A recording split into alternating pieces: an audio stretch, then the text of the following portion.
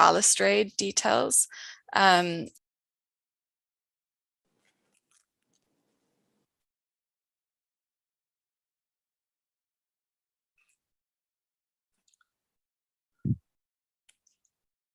Did something happen? Am I not hearing, or?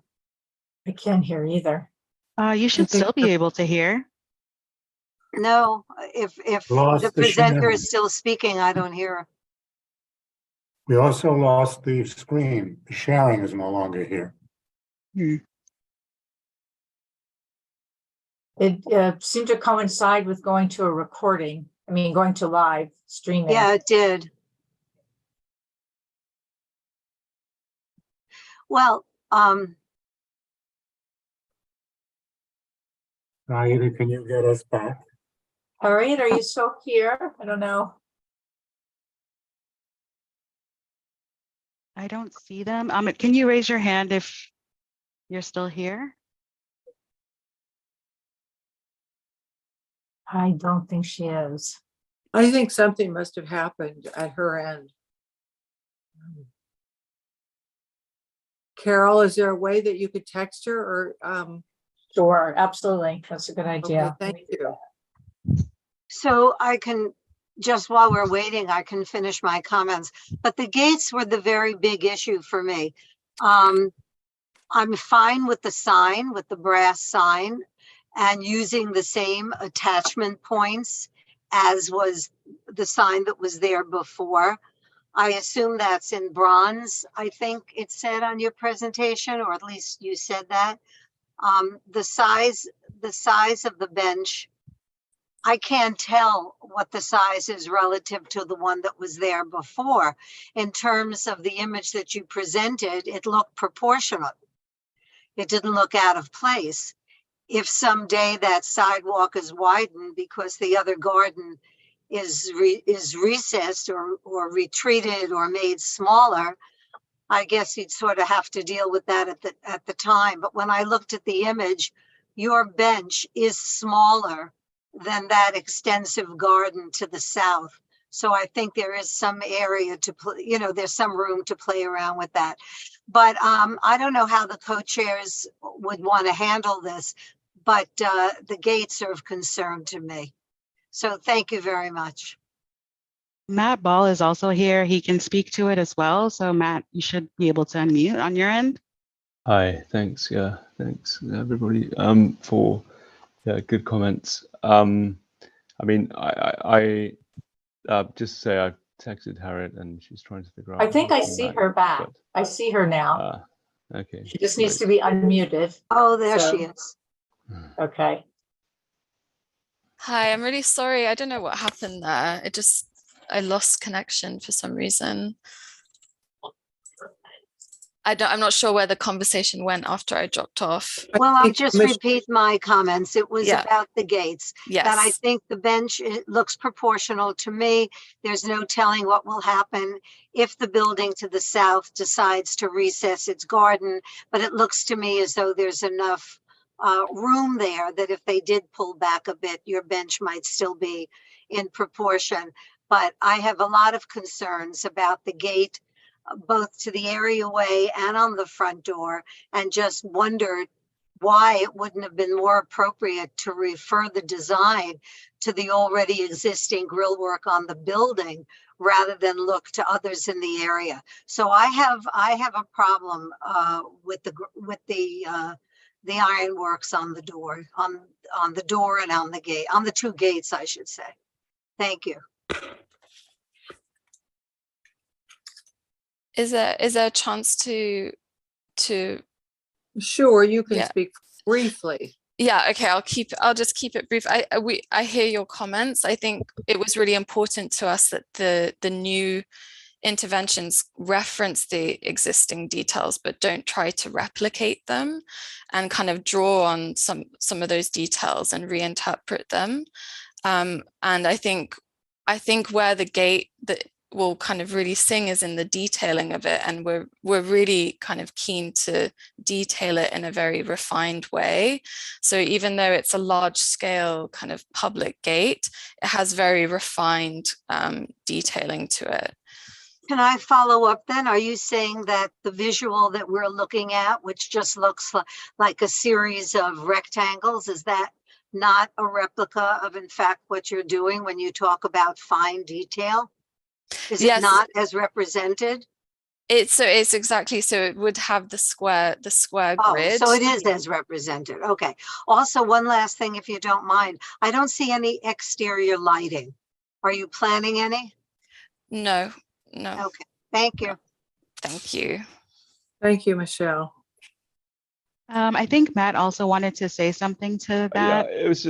Yeah, I mean, Harriet, you answered it well, but it was just to say, if you look at the overall composition of metalwork on the facade, you know, the first floor balconies have a certain articulation commensurate with the second floor, sorry, US, with the sort of piano nobile, and the upper balustrades, you know, are slightly more pared down. So there's already a certain sort of diversity to the metalwork, not only on the front facade, but also throughout the building.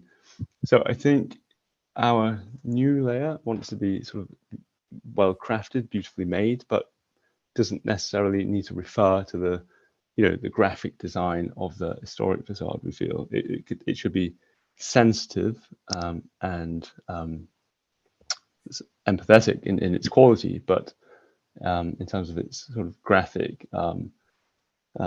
arrangement, it doesn't need to replicate one for one the balustrade above. In fact, we think that would be wrong morally. So yeah, we have chosen a more simple design, but one that is well detailed. Thank you. Thank you.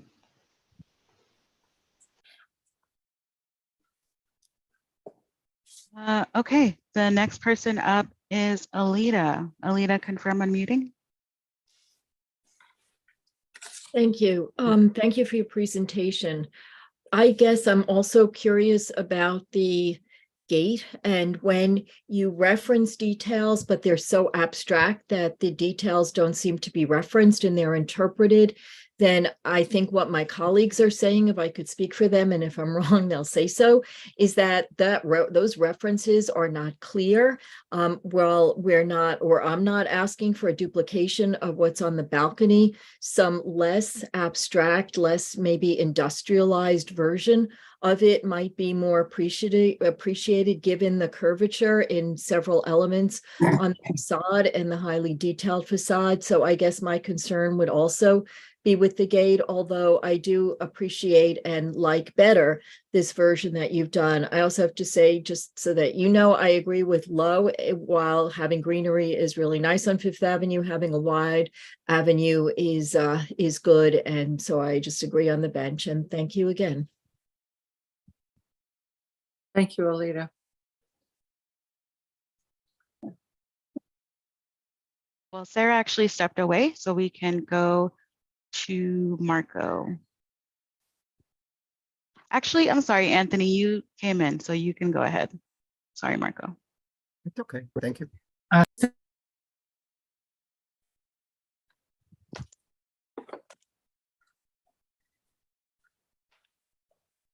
Anthony? Unmute. There we are. There you go. Okay. Although I missed part of, if not all of the presentation, most of it, I think this is a marked improvement in terms of sympathy to the existing building and sympathy to Fifth Avenue over the original scheme. I have to confess that I especially like the way that you have masked the areaway. I think, you know, it would be great if the people just to the south of you could be forced to make the sidewalk wider there. But until they do, I think the new bench position is certainly appropriate and fine. And I have to admit that I share my colleagues' confusion, unhappiness, I don't know what the right word is, over the gate. And I don't know, to be fair, I don't know what I would do differently. And it might be a case of maybe the grid is too square and regular, and maybe all of the verticals and horizontals shouldn't be the exact same profile, so that it feels less like a grid and more like something that might emphasize, let's say, the vertical over the horizontal, since this is a pretty spectacular gate. But I have to confess to not being absolutely sure that this is the right solution for what to the public will be the front door. Thank you.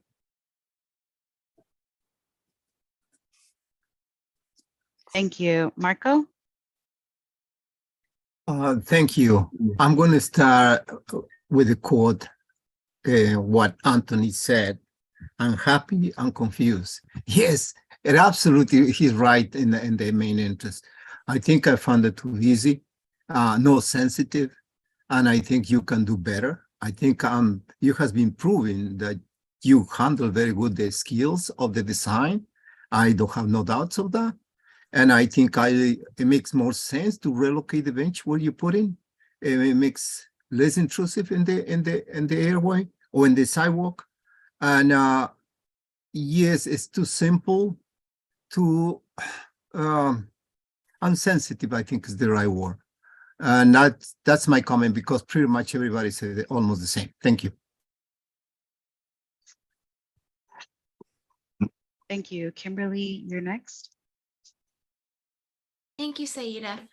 I wrote down in my notes, just to echo what my colleagues are saying about this gate, that I thought it felt harsh, but that being said, I do appreciate that the applicant not only adjusted to feedback, but also brought their design back in even further just to do right by the rest of the building. But I'm still concerned about the gate in the full picture of this design, but I have no further questions. Thank you. David, Jane? Yes, David, do you want to go ahead? sure, I'm happy to go. You should have the last word, Jane. Who knows? Well, there seem to be two issues, the bench and the gate. Interestingly, I think the bench is the same length, plus or minus an inch or two, because the bench in the original position was centered on a full 5-foot module and then overlapped it. And the bench, as it exists now, is centered on a 5-foot module and then overlaps in either direction. As much as I would like to see the wider sidewalk, I have to deal with what we're dealing with now. And I understand how the bench has been placed. It's been placed as part of the grid. And I think that that works quite well. I have no problem with the gate or the use of the same grid at the stair. I think that they're well integrated. And I think that there's a juxtaposition of a more contemporary flavor to the metalwork and the stonework. Because if you look even at the stonework, it's much more abstract. It does have a curvilinear feeling to it as the more traditional motifs in the original building. But I think that the gate and the new stonework both have a more contemporary feel to them. And landmarks can go either way. They can tell you sometimes they want to see replication, and sometimes they want to see a juxtaposition. And it seems to me that more and more landmarks seems to be feeling that juxtaposing something to the original is more important because it tells you the period of time in which that was done. So I think it's been well done, and it has my vote. Thank you, David. I'm Saida. I'm going to speak to the application briefly. I think David's comments are very well taken. I myself don't have a problem with the ironwork for the gate and for the entrance door. I think in these renderings, it's very difficult to see the exact detail. But I do think that there's something about, they're still using the metalwork. It just has a different design from the very ornate balcony on the second floor. And actually, I agree with David that it's not a totally modern grid. We cannot see the exact details on it. I trust the architect that the details will be very refined on both the gate for the stairwell and the front door. But I think it's a nice change. And I think David's point is well taken, that Landmarks now likes for the public to see the changes that have occurred over time on these magnificent elevations. And I honestly don't think it's that out of context. I just think it's hard for us to read it in these pictures. So I will support the application as presented. And I also just, as Lo gave so much thought to his presentation on hopefully wanting the apartment building to the south to reduce the width of its garden. But that is something we cannot count on. So.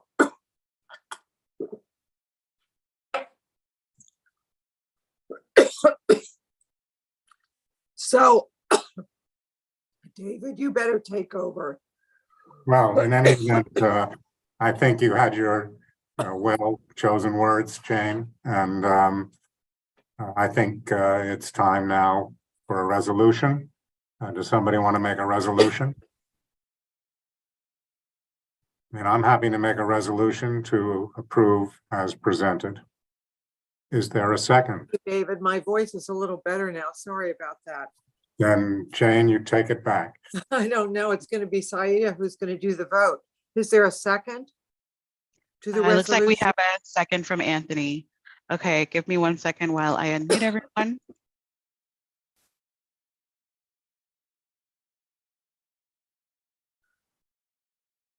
Okay.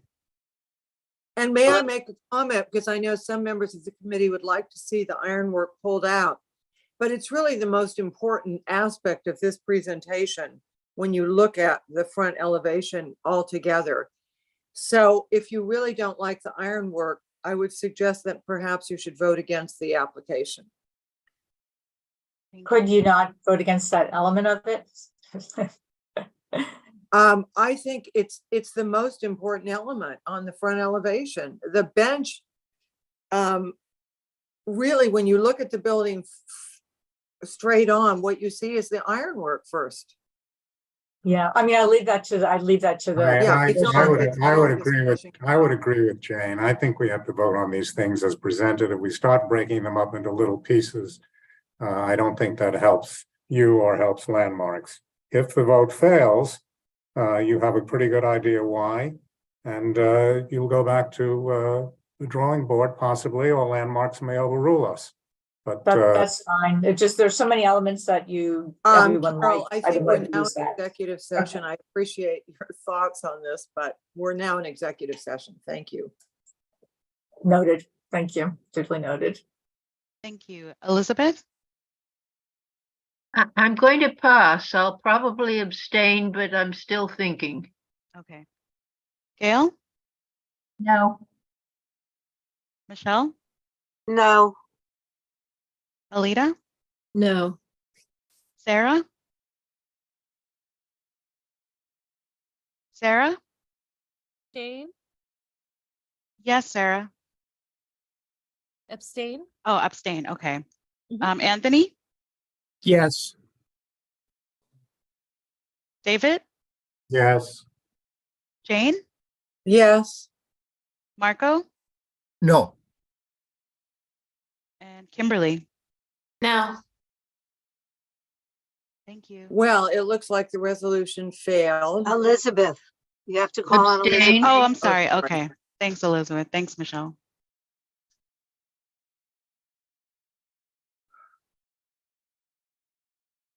Okay, we have 3 in favor, 4 noes, and 2 abstentions.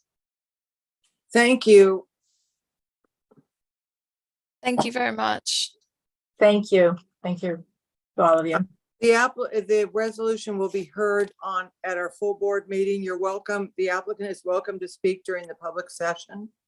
Michelle, Don't we have to do a motion to disapprove now, since the motion to approve failed? well, we could, yes. So does anybody second that? I move to disapprove. Marco seconded. Marco, Second, while I unmute everyone again.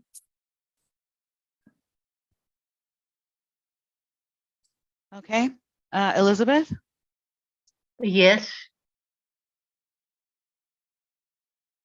Gail, Yes. Michelle, Yes, Alita.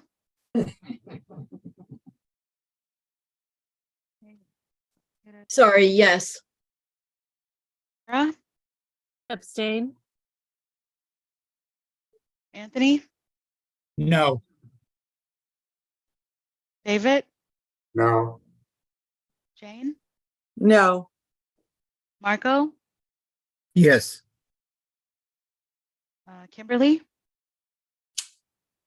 Oh, you're still. Sorry, Kimberly. Yes.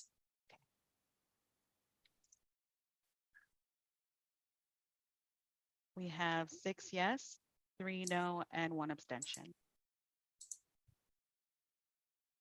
okay. thank you, Saida. And thank you to the applicant. And again, if you'd like to speak during the public session at the full board meeting on Wednesday, you're welcome to. Okay. Thank you, Jane. Thank you, everyone. Thank you, everyone, Thank for your you. comments. Thank you. Okay, we're moving along on the agenda. 134, 138 East 74th Street, the Upper East Side Historic District. Peter Penoyer Architects. This is an application to do some work at the street entry level and for a removal of a 2-story commercial addition, restoration of the facade to include parlor floor windows, etc. So with that, I think the applicant is here. Yes. Yes, So- thank you. You're welcome. I'm Peter Penoyer, and I'm here with my partner, Jennifer Jarrett-Karras, and our senior associate, Melissa Voorhees, to present proposed work on these 2 buildings. I will share my screen now. Let's see. Yes, so we're looking at what were originally 3 houses, which were part of a row of 26 designed by John Prague and built between 1871 and 1875. Remnants of the original facades reappear on some of the street front, as you'll see. And we are looking at number 134, which is on the right side, which is a house that was transformed into this whimsical artist studio house for a family that was patrons of the arts and artists in 1930. And then we're recapturing one of the older buildings to the left. The location is just west of Lexington Avenue on the south side of 74th Street, quite close to Lexington. And these were, one was a house and the other was retail with apartments above. 1 second. Peter, we can't see your Yes. screen. Did you share it? Or Yes, I is- did press share my screen. Okay, so let's see. Let me go back.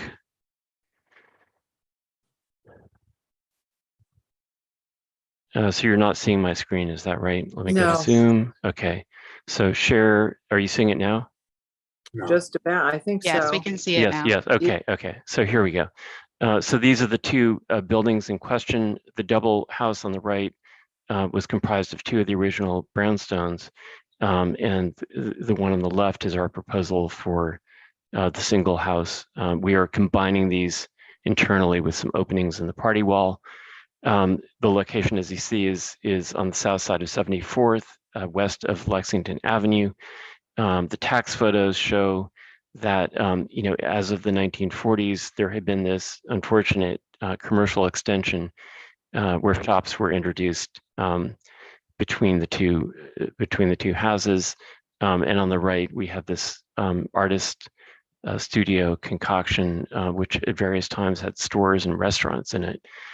The next photographs are significant because they show the original stoops and the cast iron railings along the areaways from 1912. And we can also tell from this photograph that these were painted brown, which was not uncommon then, and not black as we see more frequently these days. The landmarks cards again show that the 138 on the lower side had a dry cleaner laundry, and 134 originally had a non-complying sort of storefront covering the areaway. Our photo montage shows you how this fits into the block. We actually did a virtual 3D rendering of it, which I think gives you a better idea. But you see how the houses fit into this block. And here is a drawing. We documented all the houses on the block, really to try to understand how this fit into the whole story on this side of 74th Street. And this shows you on the left the existing condition, and on the right our proposed. I'll get into somewhat more detail on this, but in summary, on 134, are you seeing my cursor, my mouse cursor? No. No, you're not. Oh, we are now. Oh, Yes. Okay. So at 134, the changes are really limited to the street front, where we are replacing what was a non-original service door with a window to match the originals. We're also simplifying, restoring a punched opening at the base, the double doors. It had this kind of strange postmodern arch above it today, which is again not original. We are not attempting to make these buildings look like one, but to restore instead the original detailing. On the base of this building, our client is actually giving up square footage to allow us to remove the projecting front, go back to the plane of the facade, and replace and recreate these windows and their enfrayments based on the fact that we can find similar examples further down the street. We're also then recreating the 1912 cast iron railings, which we've actually done on another house on 70th Street, 162 East 70th Street. So we're hoping that contractor still has the molds to cast these. And then we're replacing all the vinyl windows and mismatched windows, and restoring this window, which currently has been cut down and has vinyl French doors, terrace doors in it. The cornice may need to be replaced completely to match the original because it's in very bad shape, but generally we try to keep original fabric where possible. And at the top, you see that we're adding a bulkhead, which is required to allow us to have the stair, which is required, reach the roof. And it will have a traditional New York hipped sheet metal copper skylight on top, which you see all over this neighborhood. We are also planning to restore the facade material, and I can get into that a little further on.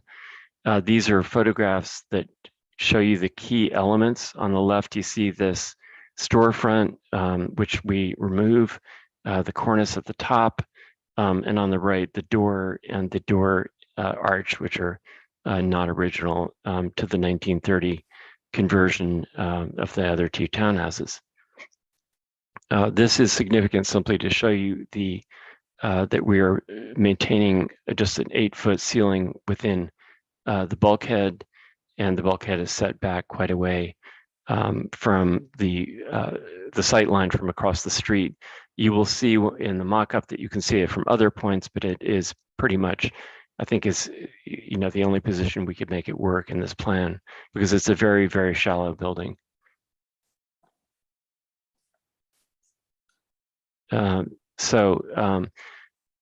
What we're doing on the facade of 138 is restoring the appearance that would be exactly as we documented would have been originally, built in 1871, and restoring the windows and the stone. Interestingly, this facade is Dorchester stone. We thought it would be brownstone, but it's not. It's the same stone that you see in the Bethesda fountain and that whole terrace in Central Park. So it's lighter. It has a kind of tawny taupe color. We have uncovered patches the original Dorchester under the coating that's there, and unfortunately the facade is so utterly damaged that we cannot expose the Dorchester, but instead restore the facade and paint it that color to match what it would have been. So these are the color samples we have. We're only introducing stone just at the water table at a 5.5 inch, just for durability there.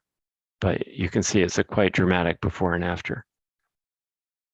In terms of the plan at the sidewalk, we're occupying most of the space that we pull back on for a planting bed, which doesn't extend out all the way to the stoop zone, but instead aligns with the predominant fence line along the street.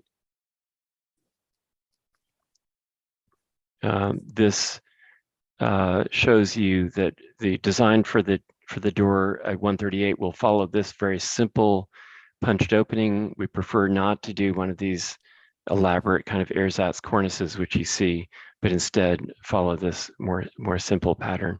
And there's a precedent for that on the block. This is an enlargement of the 1912 photograph.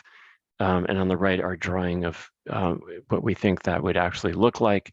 And as I say, we built these at 162 70th, and they will be painted brownstone color. This is the digital rendering of the block to show you the relationship of our buildings to the others. At the bottom, you see our proposed, and you see the before and after with the commercial storefronts removed. And you can see that, you won't associate 138 with the double house. It will seem like it should be. We feel a separate property, and we are, we're restoring it carefully so that it actually will appear to have been, always there and not. We're not worried about the moral implications of doing that, like the last applicant was. So here we are. This is important. These are the mock-ups. If you look at the view from the upper right, I just want to point out that one of the mock-ups is for another application. It's number 140 is doing something on the roof, and so ours is the one on the right. And the lower row shows you our bulkhead, and it also shows that we are in the right-hand slide. It shows that we're discontinuing the chimney flues on this side, but rebuilding the original height of the parapet wall that would have separated the two properties. So in this begins to show you where these slides are taken from, and typically the most revealing view would be the one that's furthest aligned to the adjacent avenue. So number 2 is looking pretty much as far away as you can get, and you just get a tiny glimpse of the top of the bulkhead here. This is showing you the locations. I think it's fairly obvious where they're from. We documented the building and the buildings adjacent, and the window frame, and some of them are original.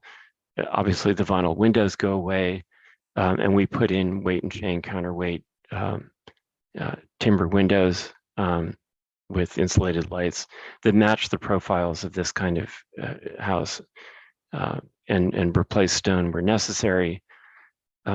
This is a collapsed section of the facade showing that we're prepared to replace the sheet metal cornice with all its profiles carefully documented, and that we are also able to replicate the sill condition at the second floor because we were able to find an original at 128, 131, and 154 East 74th Street. It's great when the neighbors are able to provide that level of certainty with the information. This is the door. Again, we decided to make it a very simple opening without any kind of elaboration or cornice. How we're connecting them, I don't think that's really interesting today, but so thank you. That's our presentation. Well, thank you very much. Saida, can you find out if anyone from the public is here? I just have one question. It's a double house and a single house, so it's actually quite wide. What is the total width? I don't know that off the top of my head. I think it's 16 and 38, so it's almost 50 feet. Okay. So it's 50 feet. Yeah. Okay, thank you. Said, is anyone from the public present? If you're a member of the public that would like to speak, you can raise your virtual hand by going to the reactions button at the bottom of your screen and selecting raise hand. I don't see any, Jane. Thank you. I guess we can go to the committee then, maybe in reverse order. Okay, Marco? Thank you. I think this is a very good presentation. I think you did a very good job. I found that that's very sensitive. What are you proposing the roof? You require to have a bulkhead and you have the minimum 8 feet. I think is the views from outside are perfectly fine. To bring back the second or the first floor, I think is good idea. And on the basement, I think is you approach very well, and the materials, the selection of materials are great. I think I will support this application. Thank you. Thank you, Marco.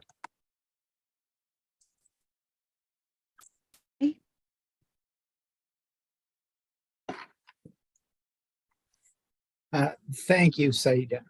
And thank you, Peter. This is a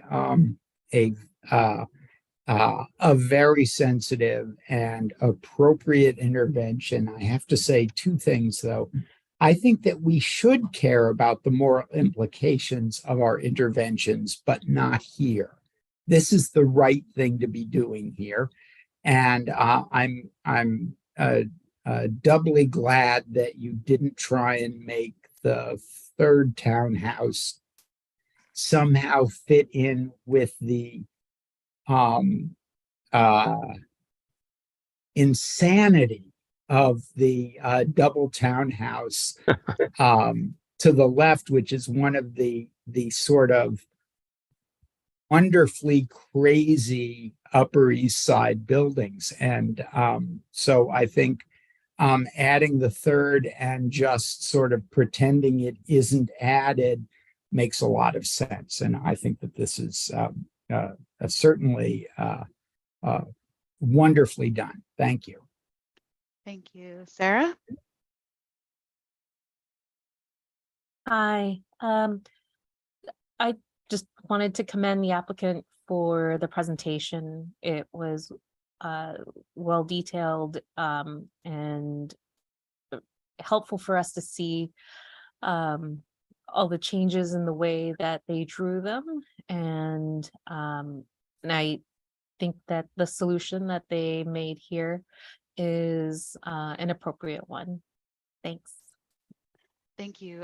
Jane, we have a member of the public who raised their hand. Do you want me to keep going with the committee and come back to them? No, we can go to the member of the public. Thank you. Okay, Gail, you should see a sign to confirm unmuting. There you go. Okay, I don't know if you can you hear me? Because we can. Okay, something's gone a little crazy with my iPhone. I just wanted to say, I actually am the co-owner of the house at number 131 East 74th Street, and I'm standing and looking just across the street at the double fronted and the single. And I think that Mr. Penoyer has been very sensitive and come up with a solution that is very good. It will be nice to look across the street at what he is proposing. The only thing that I hope is that we who will live across the street from the construction will be informed about what is going to happen so that we can prepare ourselves. But the design is very good. Thank you. Thank you. Thank you. Alita, you're next. Thank you. And thank you for the clear presentation. I'd like to say clear and convincing, which is a legal standard for the First Amendment, but that's not neither here nor there. I have one question, though. Are you pushing out onto the sidewalk at all, the fencing? I just couldn't tell from, I couldn't tell from the presentation. No, we are not. Should I answer now? Is that? Sure, absolutely. Yes. So you can see here that, in fact, we are aligning the fence with the neighboring fence. So indeed, we are taking up about 22 inches of sidewalk, although it will make a straight line. And it doesn't come out as deep as the stoop zone, which is off this page, which is deeper. So does that mean that you're increasing the expanse on the sidewalk that the buildings are using now? Correct. There's a slice of sidewalk where my cursor is going now, which is lining up with the fence in front of the building.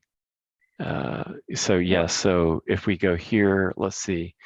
So this existing fence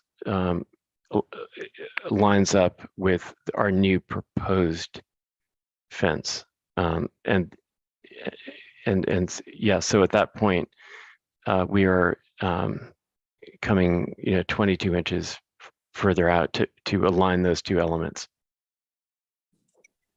So maybe David and Jane, this is a question for you. I oppose revocable consents for sidewalk usage, but I do like the design that they've constructed.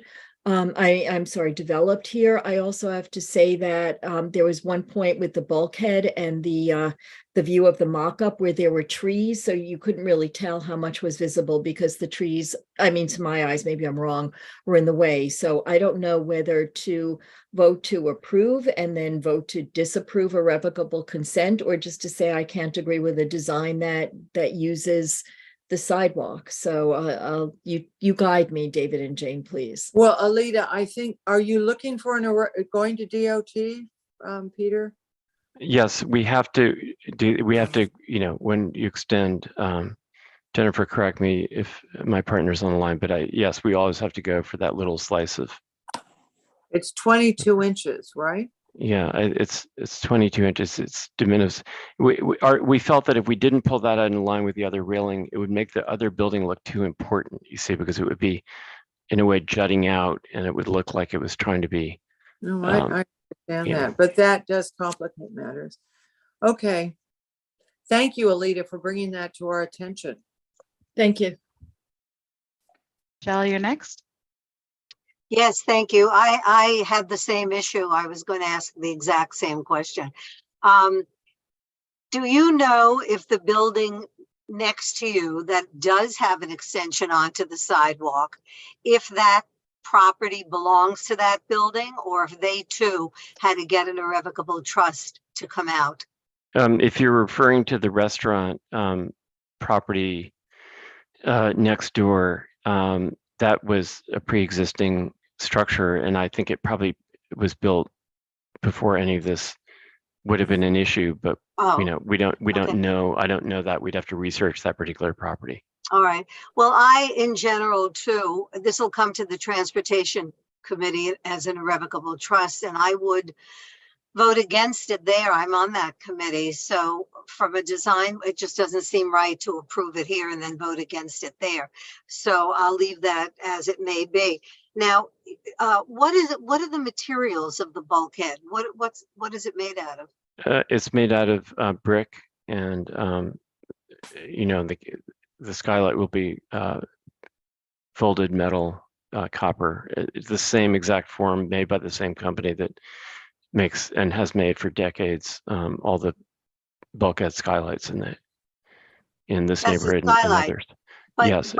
the other way, but otherwise it will be brick like the building. Yes, it will be brick like the sidewall. Let me go to the view of this if I can.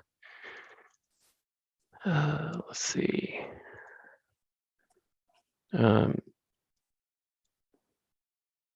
Yeah, so you see the existing structure, the existing party wall is brick. It will be the same brick as the existing party wall. And is that the same as the front of the building? No, the front of the building is Dorchester stone. Oh, that's right. You had said that. Okay. Yes, yeah. So the party walls, the sides of these buildings were typically, you know, brick. They wouldn't have put stone on it, and they wouldn't have painted it. We're blending it in with the kind of predominant material of the roofscapes of the adjacent buildings. And then what is the setback? It wasn't clear. I'm looking at your picture here on my extreme right where you have the Okay. two red arrows. Yes. So we're looking at that, which is quite visible from, that would be, was that the south? Do you want me? I'm sorry, I skip around corner? here, so let Sorry. me go. Yes, that the this southeast? What are we looking at? this is from the northeast corner of 74th and Lex. So we're east of oh. Lexington.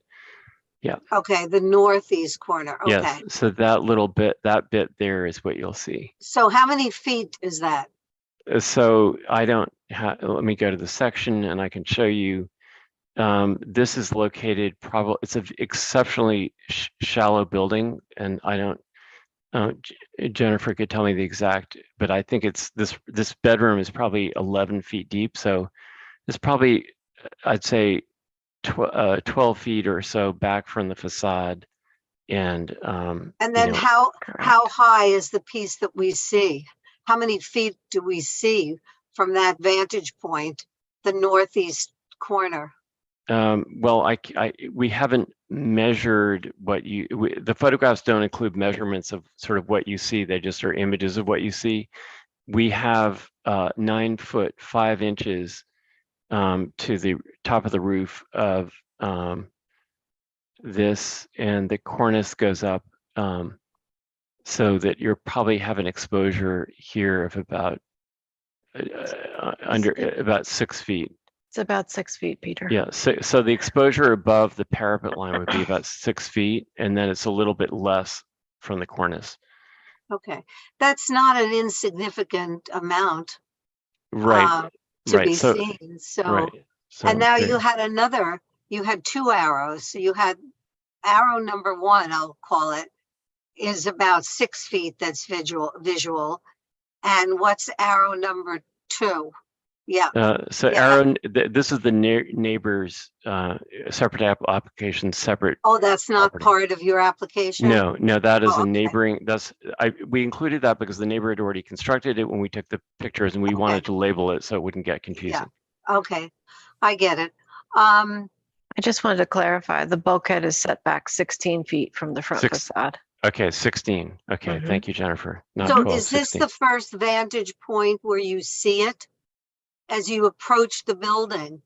I mean, you backed up so that you're on the northeast corner. Is this the first vantage point that you actually see yes, it? that's we went to the maximum. We generally like to show you what the maximum view is. So as you begin to go further away, you don't see it as much.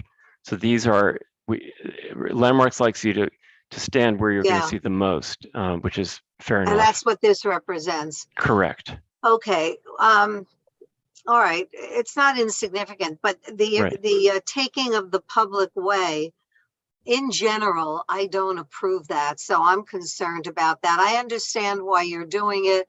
It seems like an indentation that why shouldn't you, it's like a missing tooth. Why shouldn't you fill it in, but Right. with And fencing, and I get that. right, and we're not coming out as far as the neighbor. That's worth mentioning, and also that there's a house west of this that projects out, so it really is quite a common line of architecture on the sidewalk. It's not something that's anyway. Well, in Yeah. principle, if you don't agree, that's Yeah, I'm not no, trying no, to I'm not trying to talk you out of it, but no, I understand. I understand. All right. Thank you very much. Appreciate thank it. you, thank you. Thank you, Michelle.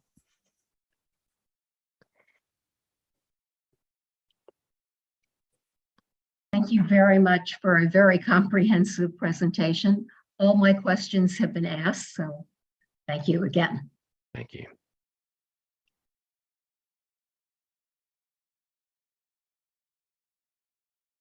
I have a question, and I think it's on your last page, the one you ended your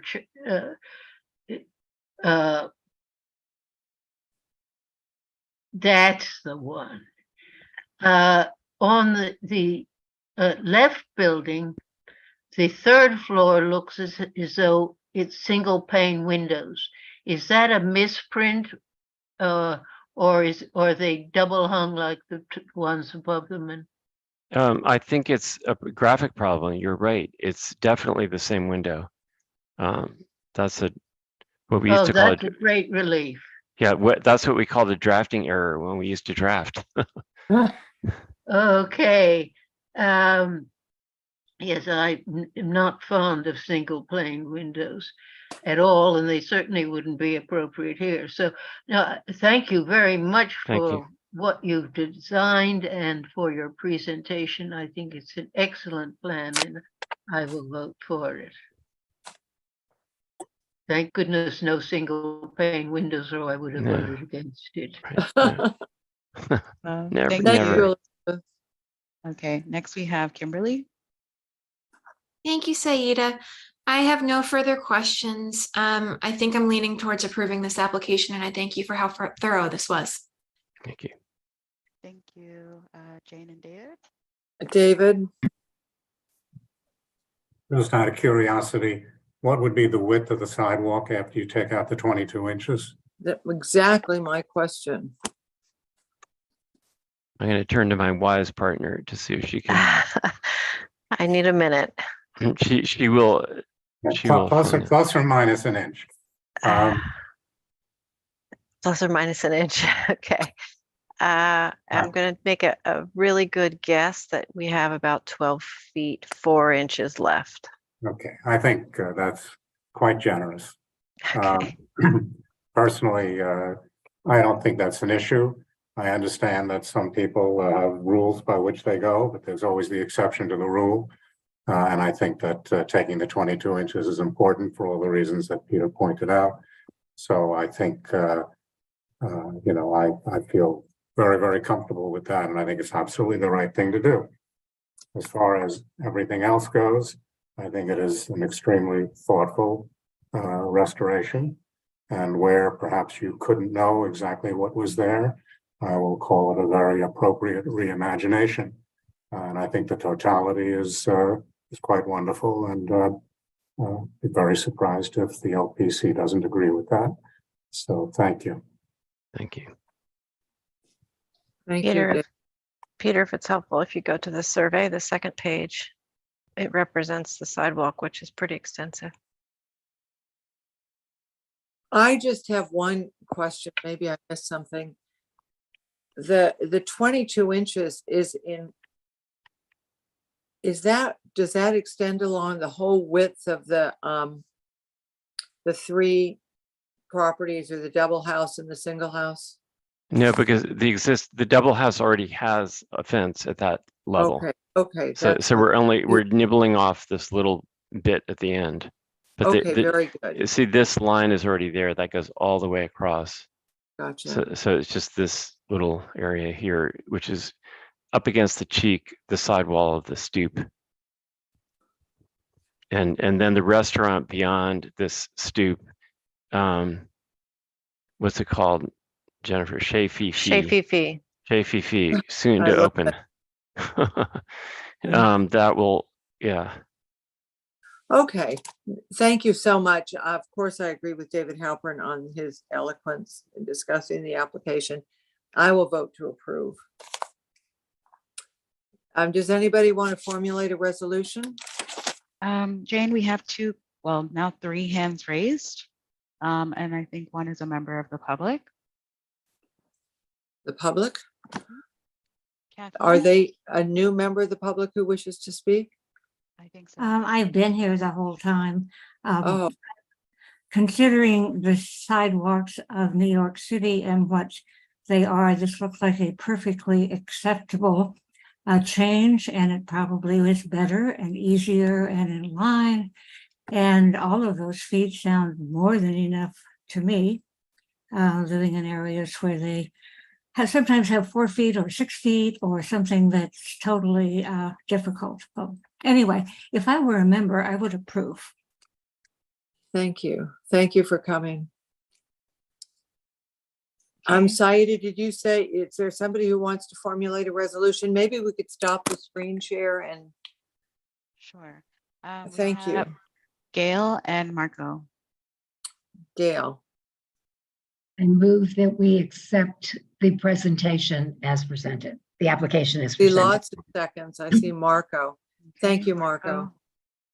So I think we can go to a vote on this.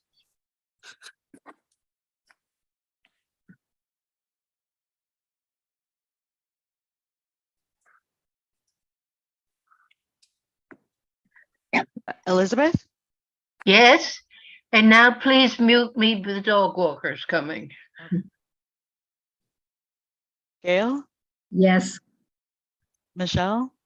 I had my hand raised to ask a clarifying question. So, because if the fence is coming out that far in the double building, can you tell me what the width is? We know the depth is 22 inches, but now what is the width of the fencing that you're adding, that you're going to align with that other building? That'll help me make a decision. It's 18 feet 9 inches is the width of the property. Oh, the whole 18 feet. Okay. In that case, no. Lita? Abstain for continued thought, which is not a category, but anyway, that's my rationale. Thank you. Okay. Sarah? Yes. Anthony? Yes. David? Yes. Jane? Yes. Marco? Yes. Kimberly? Yes. Okay, 1 second while I tally that.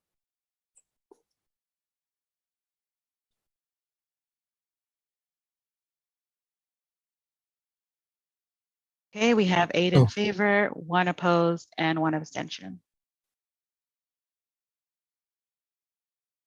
Thank you very much. Thank you, Peter, for a wonderful presentation.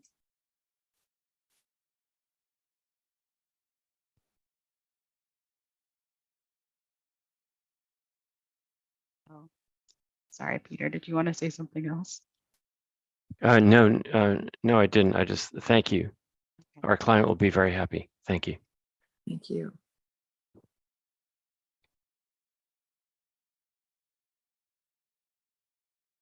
Great. Jane? I think it's David's up next with the next 2 applications. Oh, maybe David muted himself.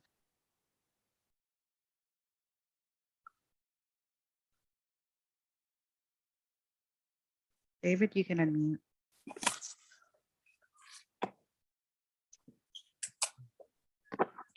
Saida, have I been unmuted this whole time? Well, no. I'll start again. The next application is 177 to 179 East 73rd Street, which is an individual landmark.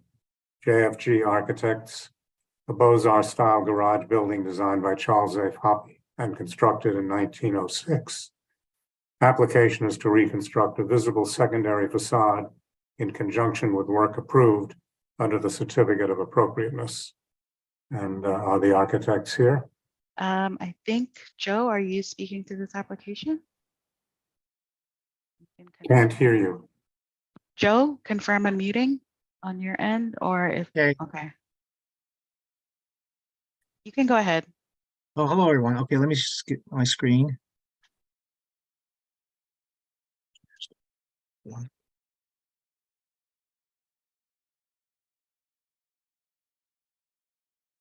Okay, so this presentation basically is a revised proposal that was already approved by the LPC back in 2018. The project went on hiatus. COVID came. We resumed the work on it, and I was hired as an architect of record. The original design was presented by OMA Architects. So that's the cover sheet, shows you basically the location on 73rd Street.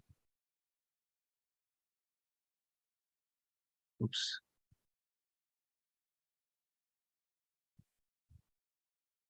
First slide is what we basically found out was that as we developed the drawings, we initially were trying to keep the scalloped floor-to-floor heights, except for the sanctuary, which we removed the floor, and that was what was approved on the left-hand side of the slide. As we started getting involved in the design and as well as in the demolition, we realized that the current status, I would say, of the existing is not altogether in great shape. So we decided that we were going to eliminate the interior slabs, scallop slabs. And on your right, I shall be showing the regular concrete, poured in place concrete slabs to the corresponding, areas, or the sanctuary, social halls, in the color-coded section. Then when we went to the, as they call it, we went to the street, we wanted to show you that we basically have kept the two south facades and the east facade. And this is what this slide shows. But here's what happened. On the left is the approved rendering. It basically shows the old brick remaining, and the rendering was done, with that color. But in actuality, on the right, it's the actual photograph of the existing brick. And in what we did is we put a set of demo drawings together. We went out to the street, as they call it. And most of the demo guys said, look, we know that you wanted to maintain that wall and just, open up underneath to connect the two buildings, but the condition of that wall is not in great shape. No one could really guarantee that the design approach to keep it would not damage it more so than is already damaged. There's some cracks, and you'll see them in the next slides. So we wanted to come back to you and ask you, would it be all right if we remove that brick? And along with the removal, this is the elevation. We have these. If you see my cursor here, you see these lines here and windows. This is what was approved. These lines represented leader risers, flues, and really will not need them in our new design. So what we're proposing is to eliminate those flues, remove that old brick, and then match it as best we can to so the green outline area is all of the new brick. We want to match as best we can to the more, frontal brick, the return brick, which if I go back real quick, you'll see that this area here is in much better shape. And our intent is, from this point all the way to the back, we want to remove that brick along with this keyed in brick, which is, similar to this brick, and then just have one new facade of new brick to match that. And then the reason why we bring this up is because we went, as I said, to the street, as I call it, and we have a document here from a demolition contractor. They went on site. They basically said, look, we really cannot guarantee that what we do will not somehow, jeopardize the existing condition of the brick. So based on that, we decided to come back to you and to Landmarks and ask for your approval to remove it and replace it with new.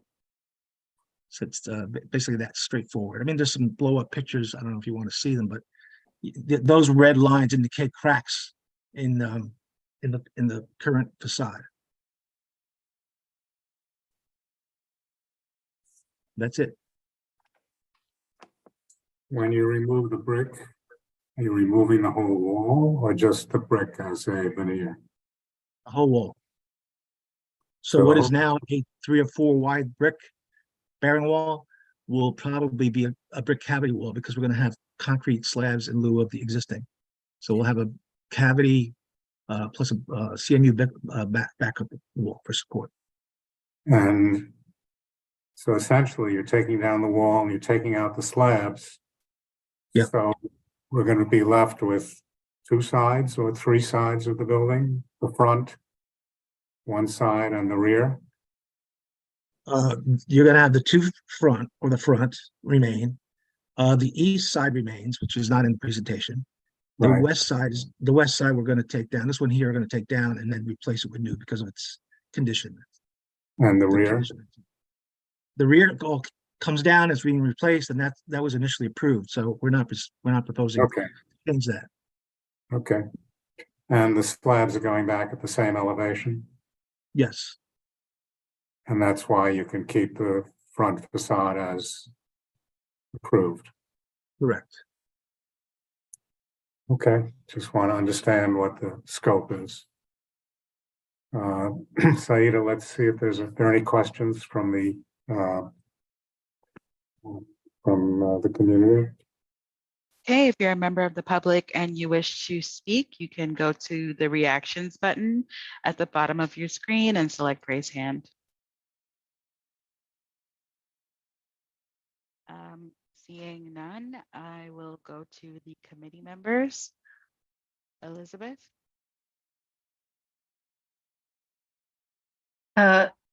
Is it the same color brick as the front, or? Yes, we're going to Yeah. match the same as the front. So it'll look like one continuous brick. Yeah, so, and just removing the window then anyway. No, okay, we proposed initially to put a window there. I Right thought here. you said you wanted to remove them. Yeah, we're gonna we're not gonna have those windows there, and we're not gonna have these they're flues and they're built out areas. We're just gonna go with a straight, nice new brick facade to match the front. We gave it a little color Okay. differentiation so you could see it. Very good. I would approve that. I think this is a fine idea, and thank you for your proposal. Thank you, Elizabeth. Thank you. Okay, now I do see a member of the public, Bruce. We need you to identify yourself, but you can go ahead and unmute on your end. I'm curious if you agree to allow this. How is the matching of the front tiny little section of the western facade handled? Who approves that? And secondly, would the applicant commit to putting that same brick on the northern facade? Just go up here a second. So Joe, do you want to answer the first question or the second question or both? Well, this is the brick that we plan on. It's not going to be exact, but with today's technology, we can get it to look very close. And what's nice is there's a recess there. I mean, that particular pier is actually in a different plane than the rest of that facade. So we have a natural place that we can tie into. There's brick there now. I don't know if you can see this right here, and this are very similar. So rather to try to match this or this, we said let's get rid of this and then match all of this area in red with this color brick of the pier. And that pier is on both sides of the building, and here and here, and on the face too. And on the face, this brick right here, all of that. But it strikes me that the quality of the brick, the color of the brick, texture of the brick is a big deal. That exposure, given the low-rise nature of the townhouses to the west, is going to be quite prominent. So that matching, whatever you might call it, process, the standard is a big deal.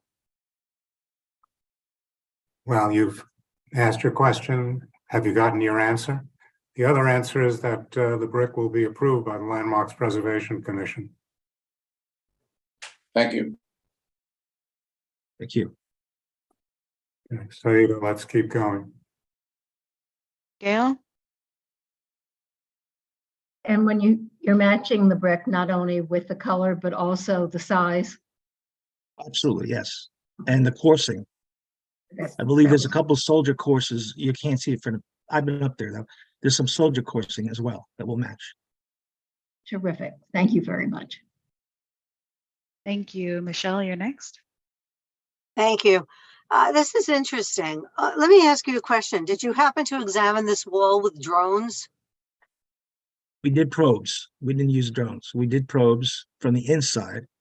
And you know, the brick itself is it's standing up, but what we're concerned with is when we do all this other select demo, which we were proposing, we were concerned about maintaining the integrity of that wall in its current condition. I get that. I get that. I just wondered because now the technology with drones inspecting the mortar and all is pretty good. But putting that aside, I understand that you're going to match the color to the existing facade.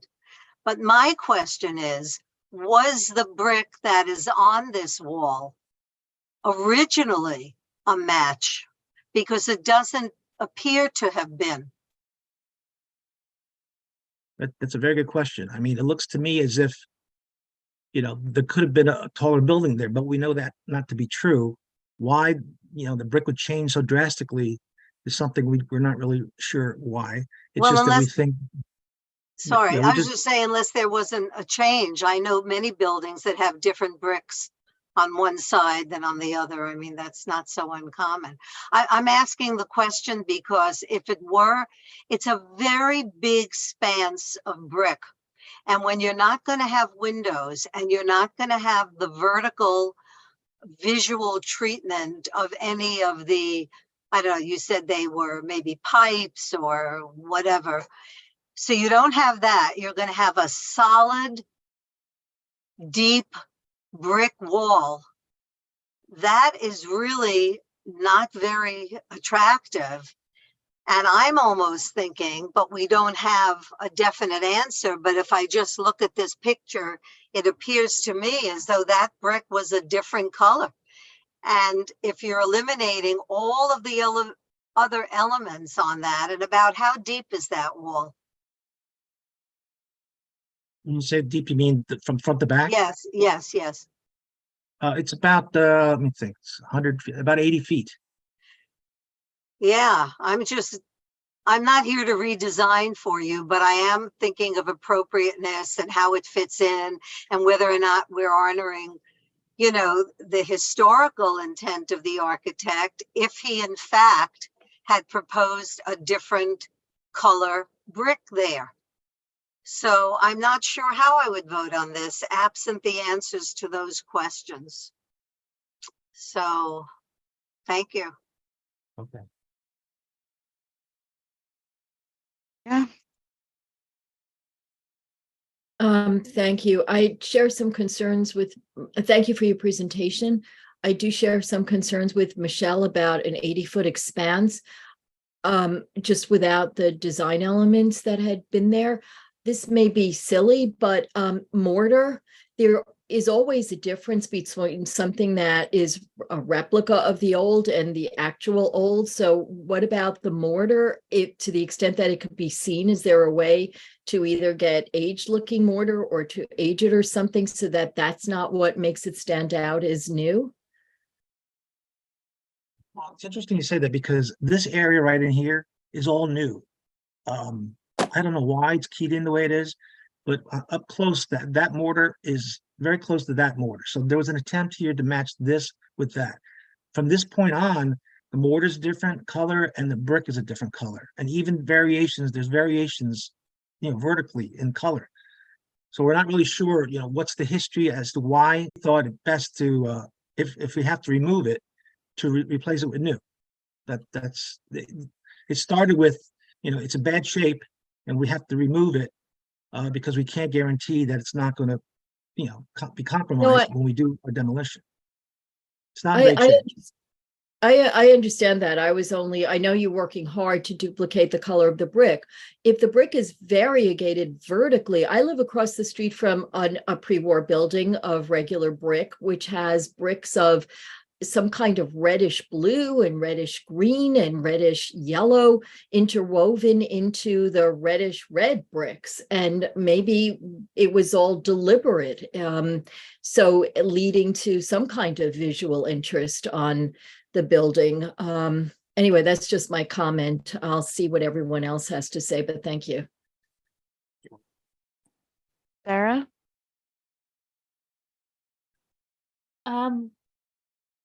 I have no questions at this time. I guess I'm still trying to visualize what the painted sides would look like if they weren't replaced with brick in the same way.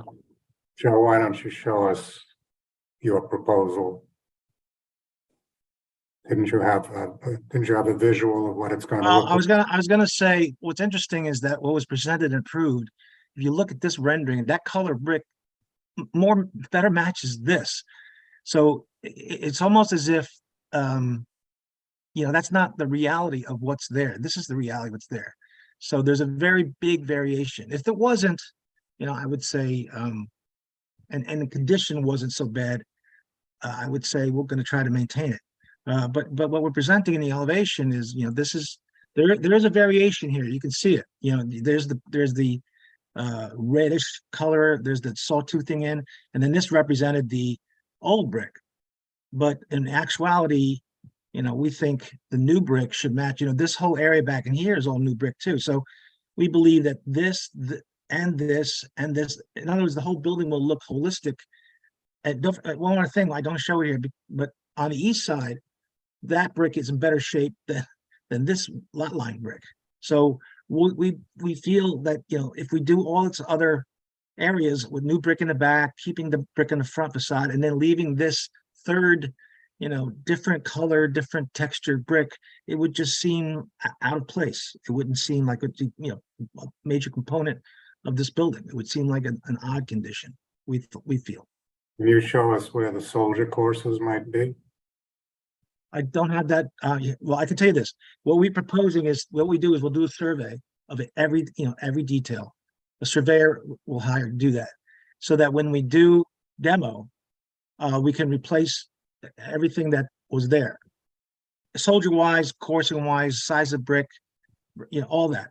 The only thing that we were proposing not to keep would be the chimneys, let's call them chimneys. The only reason I raised that issue is because Michelle has questioned having a surface of brick that is a single plane, but within that plane of brick, I believe you're going to have some variety, because you're going to have some horizontal bands of soldier courses. Is that correct?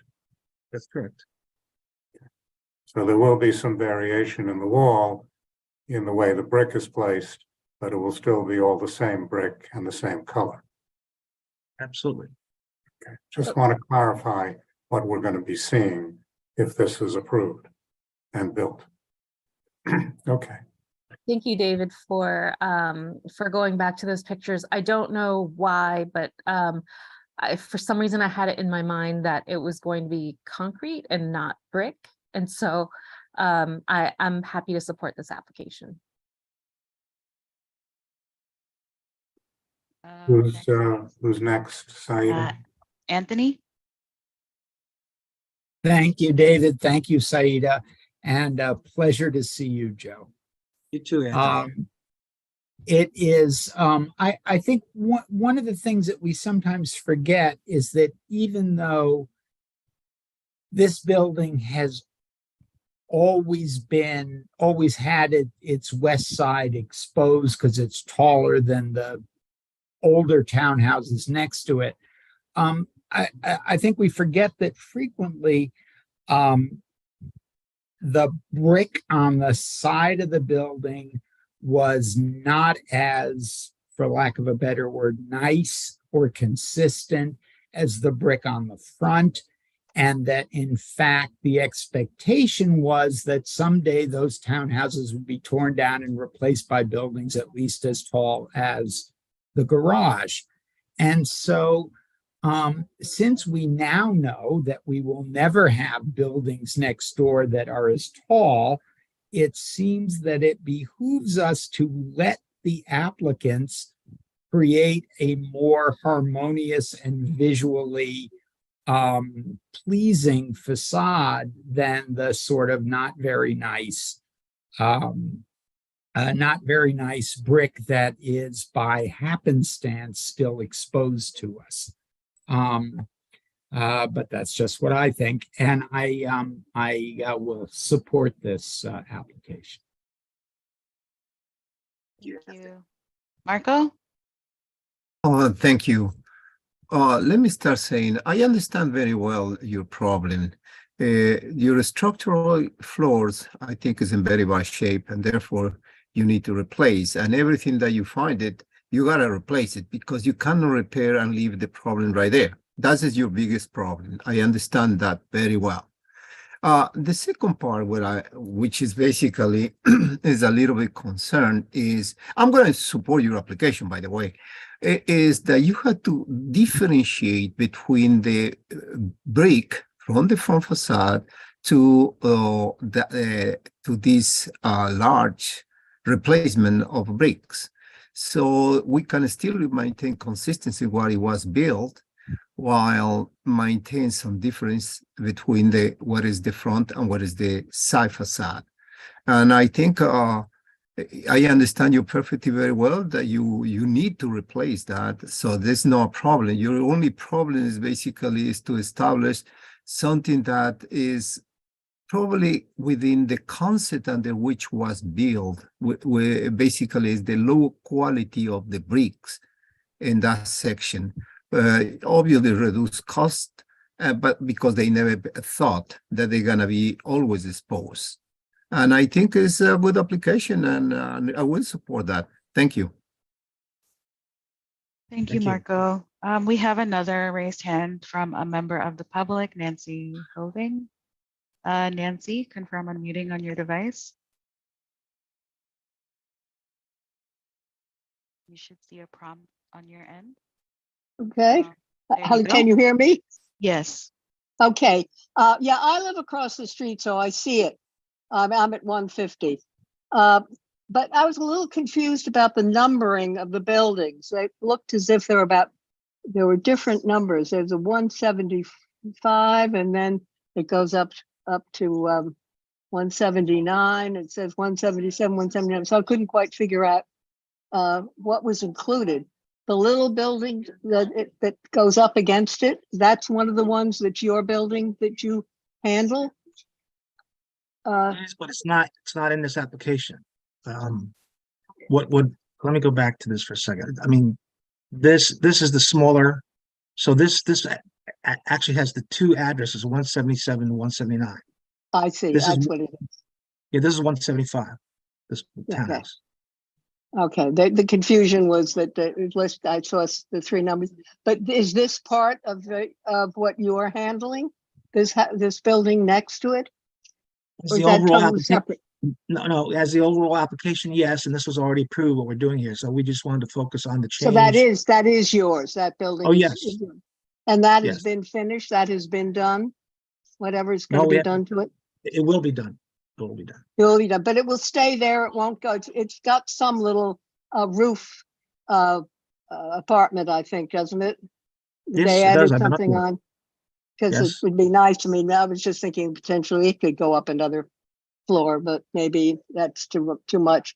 I mean, just for the concern you all seem to have about the brick on the side. I'm hoping that you will find good colored bricks. If you do a little variation of color on the side, that would be fine by me. But I like the idea that you're going to brick it because it is pretty unsightly as it is now. It'll be interesting to see what happens on our street as you are taking things down and putting them back up. How long do you think your work will take? Ms. Hoving, this is not part of the discussion. It No. isn't? Okay, fine. We're talking All right. about appropriateness of the design. That's all. Okay, we're- that's all. That's all it is. All right, fine. And then I thank you for letting me speak. You're welcome. Thank you. Okay, next we have Kimberly. No further questions.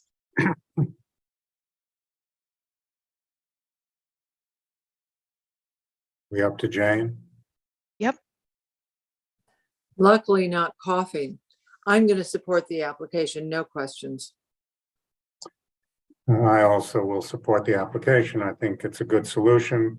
I think Anthony pointed out that originally that brick was not expected to be seen over the long term. And now we know that that brick is going to be seen. So it's important to think about this building in the round. And I think that Joe is doing a good job on that. And there will be some variation when you look at the wall, in that the brick will have different orientations within the plane of the wall. So I think it's a good solution and I will support it. And I think we need a resolution, please. Somebody want to make a resolution? Seems to be Anthony. Anthony.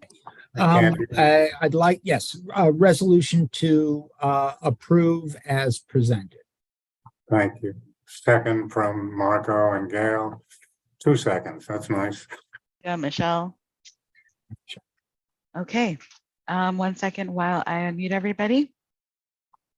Start at the beginning of the alphabet.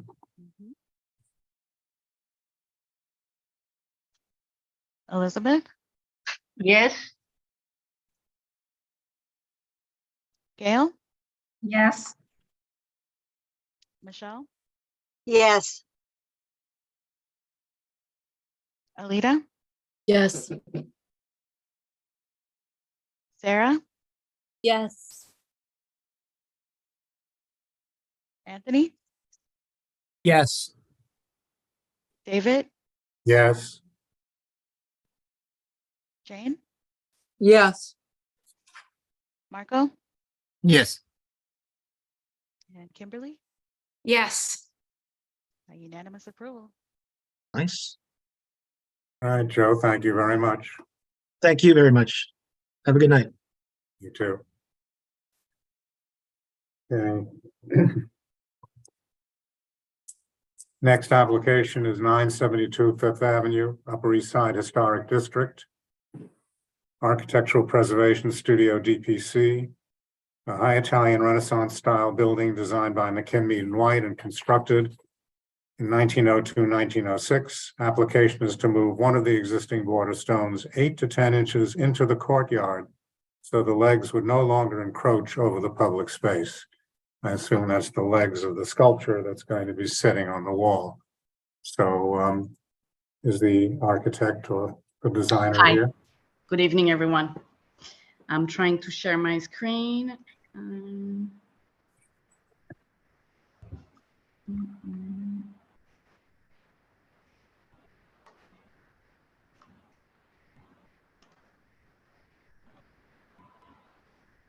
Let me know when you see it. You see it. Yes. Perfect. we see it. So I'm Stephanie Gerard, architect from Architectural Preservation Studio. We are the preservation consultants and have prepared the application materials for the installation of a sculpture, The Little Prince, at 972 Fifth Avenue on the existing wall. Let me zoom in. I'm gonna view and change the screen mode. I think that's gonna be easier. Maybe not. Yeah. Full screen mode. So on the existing wall alongside the sidewalk and the south courtyard, so here. For those who remember, the application was previously presented on May 13th and was approved at the full board meeting on March 15th. Since then, the project has been slightly modified because the sculpture's legs, as initially presented, were encroaching approximately 8 inches over the public sidewalk. So the project was discussed with the DOT and the PDC who couldn't support the application and highly recommended that we consider another option. So we are here today to present the modification. If I may, I would like to quickly and briefly provide some background information for context and then specific information about the project. The project is sponsored by the American Society of Le Souvenir Français in the United States. Le Souvenir Français is a nonprofit association founded in 1887, which honors the memory of all of those who fought and died for France in any conflict. More than 2,000 soldiers fought for France in the US and were buried here. Thierry Chauny, the president, is here with us today and can answer any questions you might have at the end of this presentation. The Embassy of France in the United States owns and maintains the historic structure currently known as French Cultural Services in New York, Villa Albertine, and historically as Payne Whitney House. The structure, an individual landmark located within the Metropolitan Historic District, is mid-block and faces Central Park between East 78 and East 79 streets. This is the designation report and a historic picture showing the street facade shortly after the construction was completed in 1906. The house was designed in the style of the High Italian Renaissance by Stanford White of McKean, Mead and White. To the north is 973 Fifth Avenue, also designed by Stanford White, and the James Duke House to the south that we cannot see on this picture, completed in 1912. This is the sandboard map from 1896, where we can clearly see the property before the construction, and the Bromley map dated 1916, 10 years after the construction. Also a historic photograph dated 1911 from New York Public Library collection showing the building and the adjacent properties. This is the building. This is another photograph and rendering perspective after the construction showing the house with its border wall and entry steps here. At that time, the courtyard and its border wall belonged to the neighboring properties that we can see on the upper right photo. We are showing the historic photographs because our project now includes the displacement of the non-original wall 8 inches into the courtyard. So this is the wall we are talking about. This is a zoom in of the photo of the border wall and the wall today. So that's the entry steps, the border wall, and the wall today. We don't know exactly when the wall along the courtyard was built, maybe shortly after the construction of the James Duke House. Additionally, by comparing the historic picture with the wall today, we can see that the cornerstone, this one, was replaced or modified to accommodate the gate. As such, it appears clearly that the current stone wall is not original, not historic. This is the building today with all of the buildings on the same block. From left to right, the properties include the Ukrainian Institute of America, 973 Fifth Avenue, a private residence, 972 Fifth Avenue, our project, and the James Duke House, currently housing the Institute of Fine Arts, NYU, also listed as an individual landmark. Antoine de Saint-Exupéry, a French author, is best known for its renowned masterpiece, The Little Prince. The novella was written in New York City and Long Island in 1942 and is one of the best-selling and most translated books ever published. This is a plaque erected in 2000 by Le Souvenir Français on Central Park South, near where he lived while writing the book. However, no sculpture of the Little Prince can be found anywhere in New York City, contrasting with numerous places worldwide with monuments and sculptures dedicated to the Little Prince and its author. Le Souvenir Français would like to pay homage to a great Frenchman who lived in the United States, was an aviator in World War II, and wrote one of the world's most iconic and beloved books by installing a sculpture in Manhattan 80 years after its publication. So there is no better place for the sculpture than French Cultural Services, which promotes French art and artists in the US. Jean-Marc Depas, a French sculptor that we can see here in his workshop, was commissioned by Le Souvenir Français for a sculpture of the Little Prince. He worked on several models, and this one was selected for this project. And this is the sculpture currently being fabricated on his workshop. His posture is inspired by Saint-Exupéry's posture at the Rockefeller Center, this one. Great. The proposed sculpture would be installed on the low stone wall located south of the front entrance, along the courtyard, approximately 9.5 feet south of the existing gate. The dimensions of the sculpture would be approximately 4 feet high, 1.5 feet wide and deep.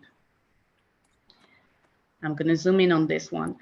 The center stone wall would be removed and reinstalled approximately 8 inches into the courtyard so that the sculpture would remain within the property lines. A new granite base here, base stone would be added to finish the void left by the displacement of the stone and visually maintain a continuity of the entire border wall. The sculpture would be anchored to the existing wall with 4 stainless steel pins bedded in epoxy and extending at least 3 inches into sound stone. The project includes an 8x10 plaque with information regarding the author, the sculpture, and the commissioner. Both the sculpture and the plaque would be in bronze, similar to the door of the main entrance of the house. The last picture includes an at-scale rendering on how the work would integrate into the existing environment. The sculpture as presented would remain within the property lines, but along the sidewalk so everyone could fully enjoy it. And this concludes the presentation. Thank you. Thank you. Theta, do we have anybody from the public? Okay, if you're a member of the public who would like to speak, you can go to the reactions button at the bottom of your screen and select raise hand. All right, and seeing none, reverse order. So, Marco? Thank you, David. I think this is an excellent presentation. And what you requested is something reasonable. It is sad to hear that you wasn't approved for a DOT to encroach 8 inches. I think was, I mean, I'm seeing other examples, but what you had to do, well, if that satisfied them, it's perfectly fine for me. And this, the location of this statue on the parapet, I think looks great. And I think I will support your application. Thank you. Thank you. Anthony? Thank you, Saida.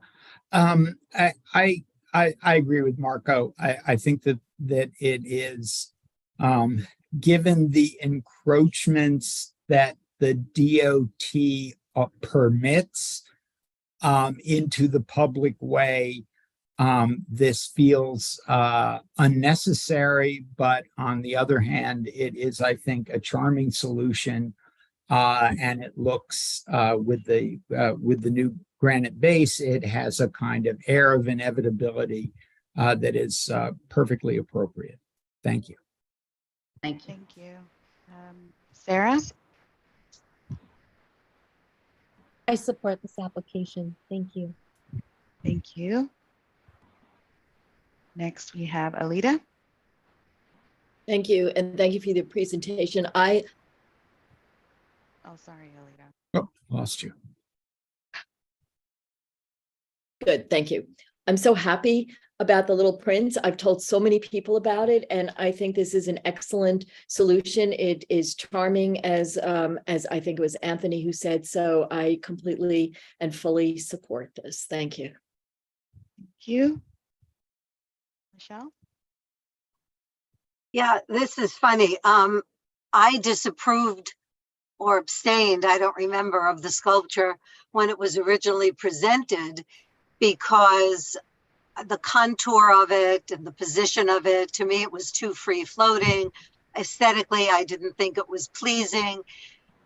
Now that you're coming back to have it recessed, I have no objection to recessing it. So if we're just voting on recessing it, well, that's fine.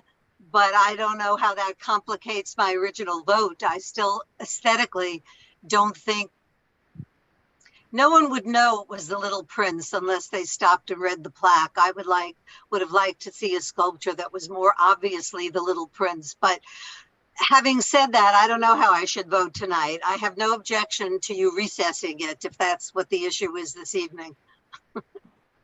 We're voting on tonight's application. There's nothing to do with the prior application in terms of vote. Precisely.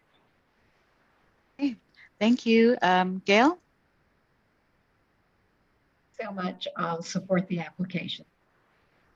Okay. And Elizabeth?